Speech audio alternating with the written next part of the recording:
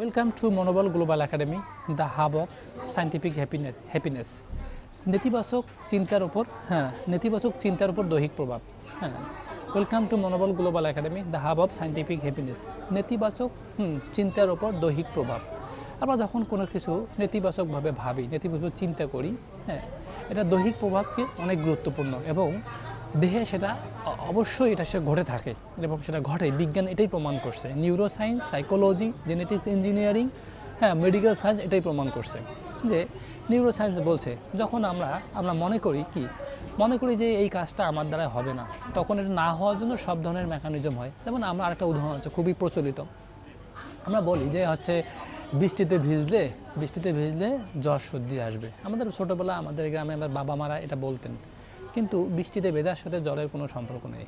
সম্পর্কটা কোথায়? এই যে বাবা মা আমাদেরকে বলে, ছোটোবেলা থেকে আমরা শুনে আসি যে তুমি যদি বৃষ্টিতে ভিজো তাহলে তোমার জ্বর আসবে। যখন আমরা বড় হই, একটু বৃষ্টি পেলেই আমাদের কিন্তু জ্বর সর্দি হয়। কিন্তু গবেষণা বলে জানায় যে গ্রামগঞ্জে হাজার হাজার লক্ষ লক্ষ মানুষ, কৃষি প্রধান দেশ, এই বৃষ্টিতে ভিজে সবার কি জ্বর সর্দি হয় না?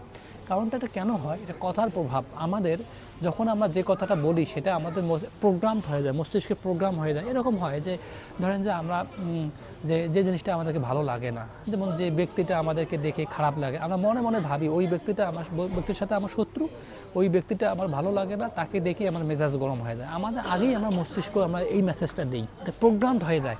যখনই আমরা ওই ব্যক্তিটাকে দেখি অটোমেটিক নেতিবাচক চেতনা আমাদের তৈরি হয়। এটা একটা বিষয়ের ক্ষেত্রে গেলো।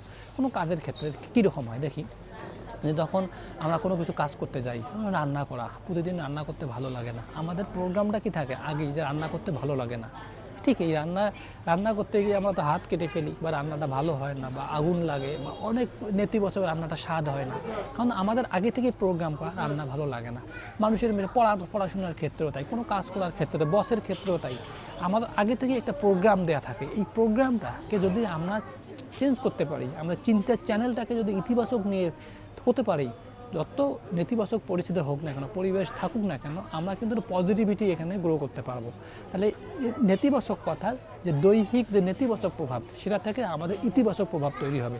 তাহলে কীরকম ইতিবাচক প্রভাব তৈরি হবে, তাতে লাভটা কী?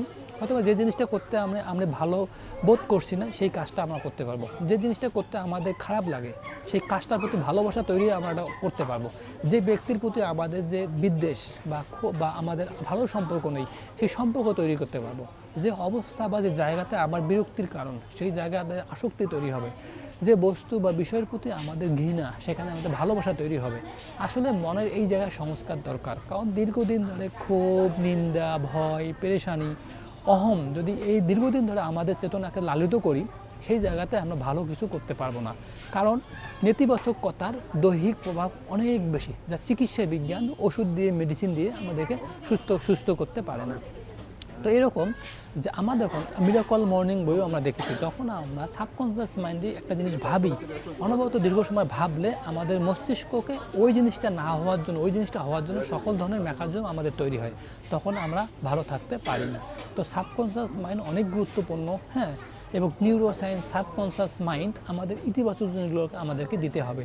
তাহলে আমরা নেতিবাচক প্রভাব থেকে বাহ্যিক বস্তু জগতে, বাস্তবিক জগতে এর দৈহিক প্রভাবটা থেকে আমরা ভালো থাকতে পারবো, সুস্থ, সুন্দর, প্রাণবন্ত থাকবো। এই ভিডিওটি দেখার জন্য সবাইকে অনেক ধন্যবাদ। ভিডিওটি ভালো লাগলে শেয়ার দিয়ে অন্যকে দেখার সুযোগ করে দিন। সবাইকে অনেক ধন্যবাদ। ভাইয়া হ্যালো।